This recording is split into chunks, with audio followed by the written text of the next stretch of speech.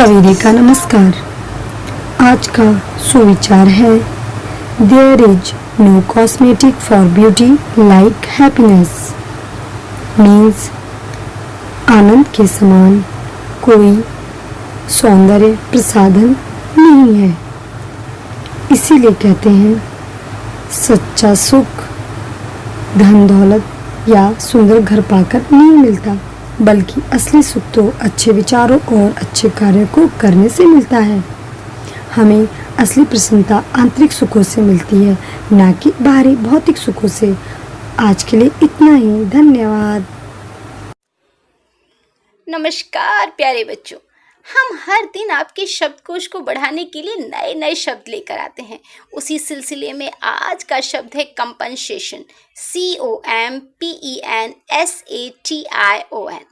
बच्चों, कंपनसेशन का मतलब हुआ नुकसान या भरपाई। आइए अब इसको बोलना एक बार और सीख लेते हैं। इसका प्रोनाउंसिएशन है कंपनसेशन।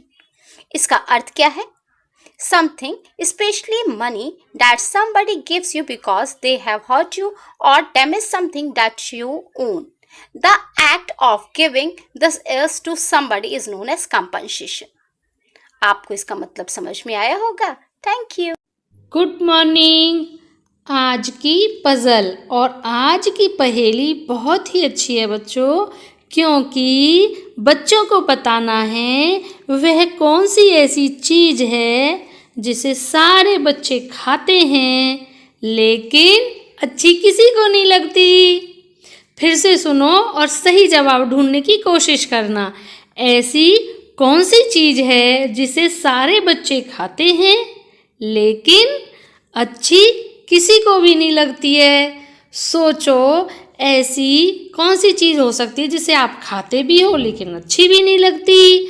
खूब सोचना पड़ेगा आपको, और सोचो और सही जवाब दो। हाँ बच्चों, वह चीज़ है डांट फटकार, जो आप रोज खाते हो लेकिन अच्छी नहीं लगती। Thank you. सुप्रभात। आइए डालते हैं एक नजर आज के इतिहास पर।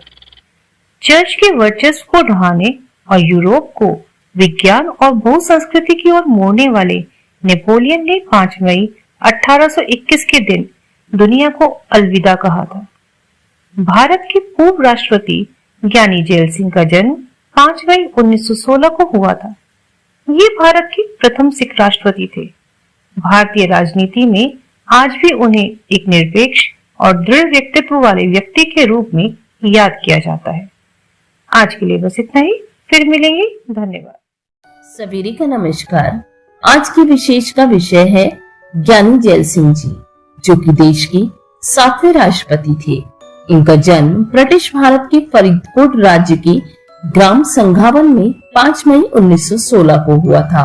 इनके पिता का नाम किशन सिंह एवं माता का नाम इंदिरा कौर था।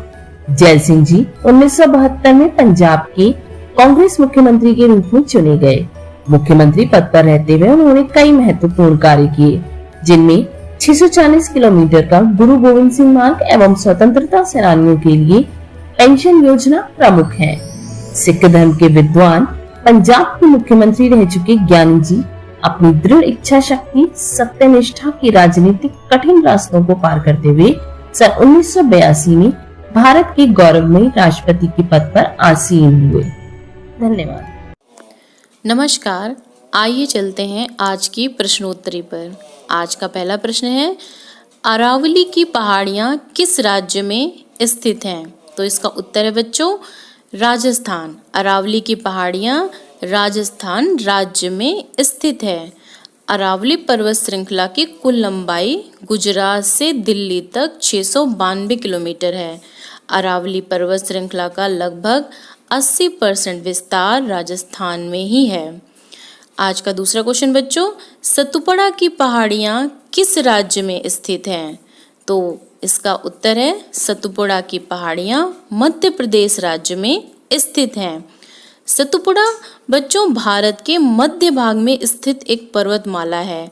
सतपुड़ा पर्वत श्रेणी नर्मदा एवं ताप्ती की दरार घाटियों के बीच राजपीपला पहाड़ी, महादेव पहाड़ी एवं मैकाल श्रेणी के रूप में पश्चिम से पूर्व की ओर स्थित है?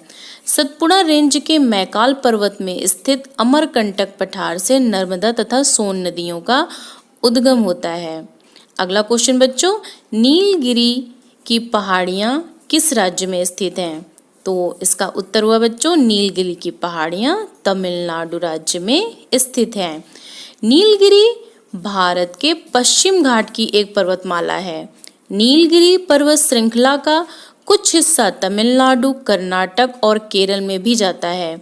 यहाँ तक कि सबसे ऊंची चोटी ढोंडा बेट्टा है, जिसकी कुल ऊंचाई 2637 मीटर है। यह जिला मुख्यतः पर्वत श्रृंखला के मध्य ही स्थित है।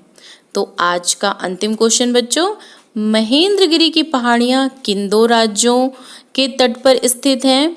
तो इसका उत्तर होगा बच्चों, महेंद्रगिरी की पहाड़ियाँ उड़ीसा एवं आंध्र प्रदेश इन दो राज्यों के तटों पर स्थित है।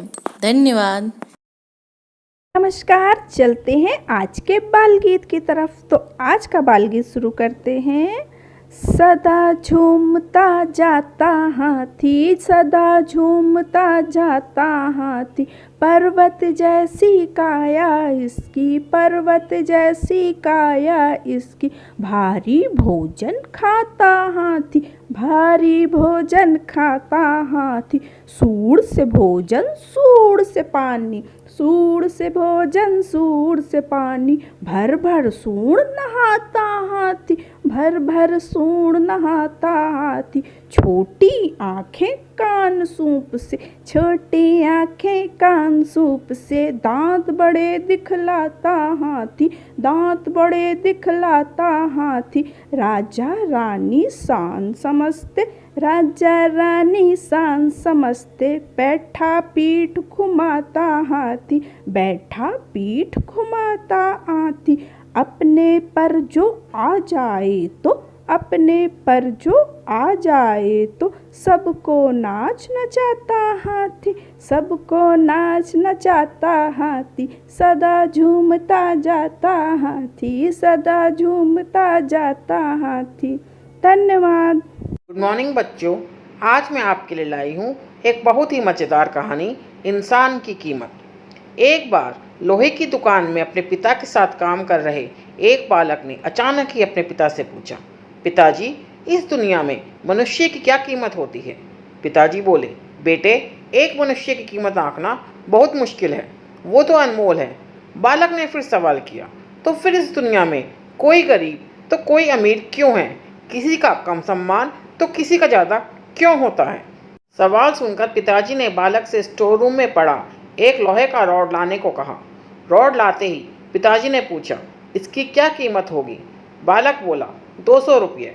पिताजी ने कहा, अगर मैं इसके बहुत से छोटी छोटी कीलें बना दूं तो इसकी क्या कीमत हो जाएगी? बालक कुछ देर सोचकर बोला, तब तो ये और महंगा बिकेगा, लगभग 1000 रुपये का। पिताजी बोले, और अगर मैं इस लोहे से घड़ी के बहुत सारे स्प्रिंग बना दूं तब क्या कीमत होगी?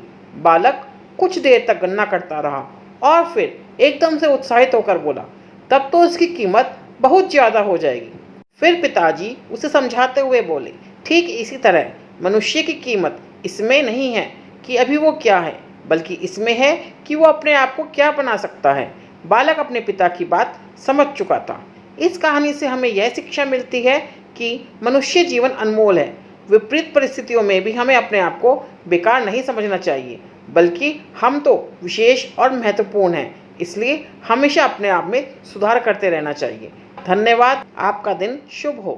नमस्कार, आज मोटिवेट और सेल्फ का विषय है अपने बजट पर नियंत्रण कैसे रखें।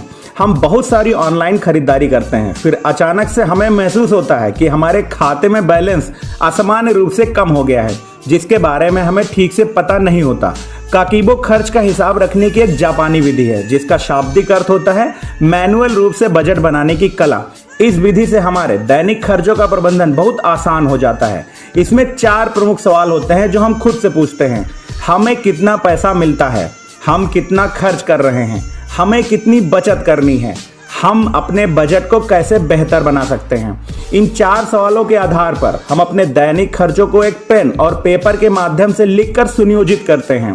इससे हम हिसाब रख पाते हैं कि हम कितना पैसा बैंक से निकालते हैं और हमारा कितना पैसा कहाँ जा रहा है। यह दैनिक आधार पर हमें अपने बजट के लिए अधिक जागरूक, ईमानदार और सजग बनाकर हमें अपनी खर्च करने की आदतों के बारे में बताता है। अपने खर्चे को लिखने से हस्तलेखन में शामिल अनुक्रमिक हाथ की गति हमारे मस्तिष्क के कुछ हिस्सों को एकीकृत और सक्रिय करती है, जिसमें स्मृति और भाषा और संज्ञानात्मक शक्ति शामिल होती है। अपने लक्ष्यों को हाथ से लिखने से अपने बजट के प्रति हमारी जवाबदेही भी बढ़ती है। यदि हम अपने पैसे और वित्तीय जीवन पर नियंत्रण रख पाते हैं तो हमें मानसिक रूप से भी बहुत शांति मिलती है। इस आसान तरीके से हम अपने खर्च करने की आदतों के प्रति अतिरिक्त सतर्क रहकर खुद को बेहतर बजट के साथ पुरस्कृत करें। धन्यवाद। आपका दिन शुभ हो।